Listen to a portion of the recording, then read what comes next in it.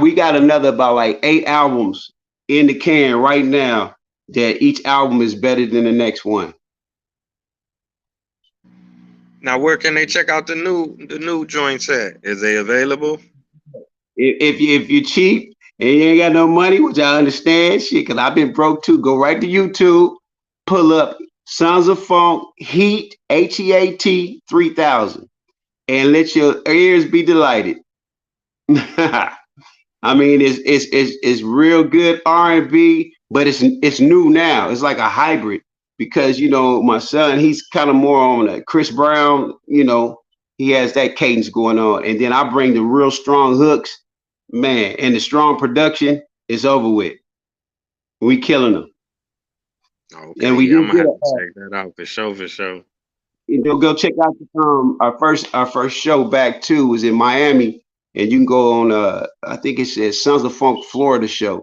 You can go on YouTube and check that out, and you can see how we getting down, man. We heard them, and that show it has been even been updated, and that was just the other day.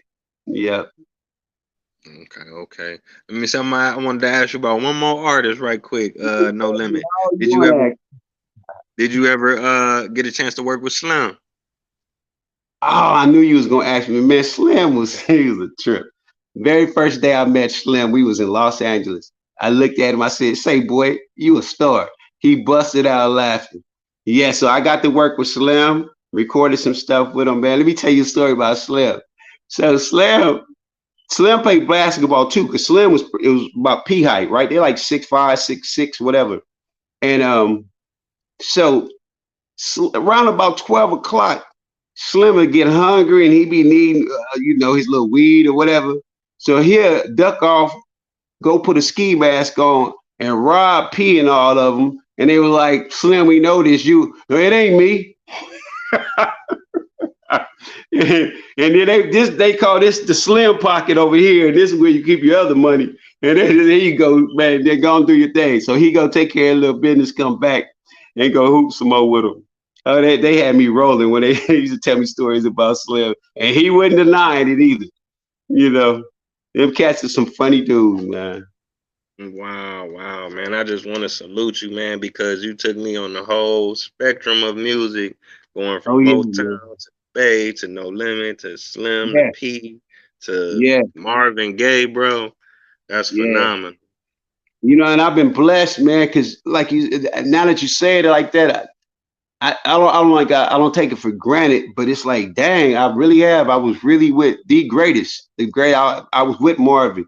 I was in the studio with El DeBarge. My homeboy Don Boyette played bass for Michael Jackson. I'm telling you, I mean, these cats are phenomenal, man. That I know personally. You know what I mean? And they played with me on different projects. You know what I mean?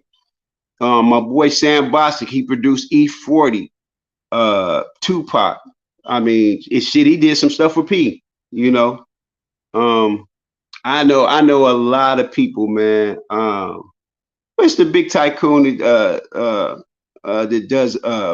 He has insurance, but he also has stock. White guy. What's his name? When you get old, what's that guy? Warren Buffett. Warren Buffett. I met him when I was 19. I didn't know who he was. I had the slightest idea who Warren Buffett was, man. My homeboy Alamo again, the one who cut hair, he had won this he had won this contest. You probably too young to remember. It was this thing called a pet rock. And these dum dums in California was buying these rocks, dog. This dude put some eyes and a mouth on it, and he called it, and he put it in a box, and he called it the pet rock. And he made millions of dollars. And so rap was just coming in, right? And he um he won the rap contest. So one of the officials was Warren Buffett's son, Peter Buffett. And so we was messing with him. We didn't know who he was, man. Just this white dude, just he was cool with us. We was cool with him. He's like, "Hey man, I like y'all, man. Why don't you come over to the house, man? Me and my dad be over there recording." We was all right. So he lived in San Francisco in the Diamond District, right? So I was like, "Damn, bro, what kind of money you got? You live in the Diamond District, you know?" So we get over there. I was like, dang, this your house, Playboy? He was like, yeah, yeah, yeah. So we go downstairs. Warren Buffett's sitting behind the board. Old, he was a little older. And we was messing with him, clowning him. And he told me that he said, Rico, you're gonna be very successful, man. He said, the things that you talk about are things that my friends and I talk about. And you don't even know what it is that you be saying. So he said, with that alone, I know that you're gonna be successful. With two things I want you to get into. I already know you're gonna make it in the music industry. Two things is insurance and real estate. And I did all. And I made a insurance, real estate, no, and learned about investment, stocks and everything. And I did, and I made a killing, man. You know, when the Wow. housing boom went bananas in Los Angeles, I think I sold my house close to $1 million. Came to Baton Rouge where $1 million was almost like $7 million, and I've been kicking it ever since, man. So again, thank God for Master P. And that's Yeah, how big shout out to Warren Buffett for dropping that gem on you, man. And you indeed. still doing your thing in the music. That's what's up, man. Thank you, man. Indeed, man. Indeed.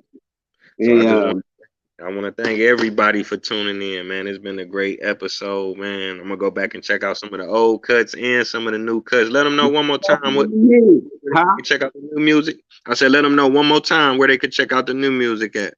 Go right to YouTube and check out Heat 3000 Sons of Funk. I'm telling you, you ain't gonna be right after you hear it. You be like, now this is where R&B is going. And we banging them, dog. We got shows coming. I think we're gonna be in New York in October. We in Mississippi in a couple of weeks. August 27th. August 27th. We was just in Miami, and more shows are flooding in, and it's getting bigger and better. I'm also acting, man. I've been on a lot of TV shows. I was just on Queen Sugar. I was I'm in this new movie called Collide, Divine Intervention. So it's really about time travel, right?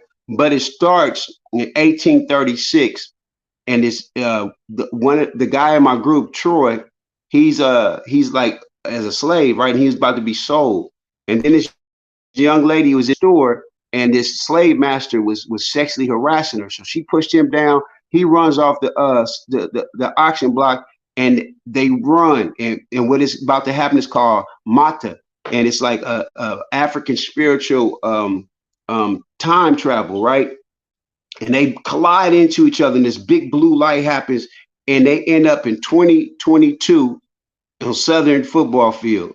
And so that's when I come in, and I'm Cliff Jack, the security guard, and it's kind of funny after the end. But it takes you on a journey, man, about life and equality amongst all of us. You know what I mean? Um, and then also I just did another movie with Forrest Whitaker, the was it the biopic of George Foreman. So I've been doing a lot of good. I just did the burial with Jamie Foxx. I've been doing a lot of stuff, man. Wow, wow, Oh, man. one more thing. One more break. Well, I did a movie. I just did this one too. It's called what is it called? Kidnap with my homeboy Glenn Plummer. Y'all remember OG Bobby Johnson? He from Richmond, California too. So it was like a reunion, man. Family reunion, seeing my own homeboy, And he was like, "Who would have thought two boys from Richmond doing what we doing now?" Now, I was like, we had dreams, bruh, but we kept after them. Indeed. Man, that's dope. You truly are an inspiration, man. So I always want to thank everybody for tuning in. It's been a phenomenal episode. So until next time, fam. Peace. All Peace. right, peace.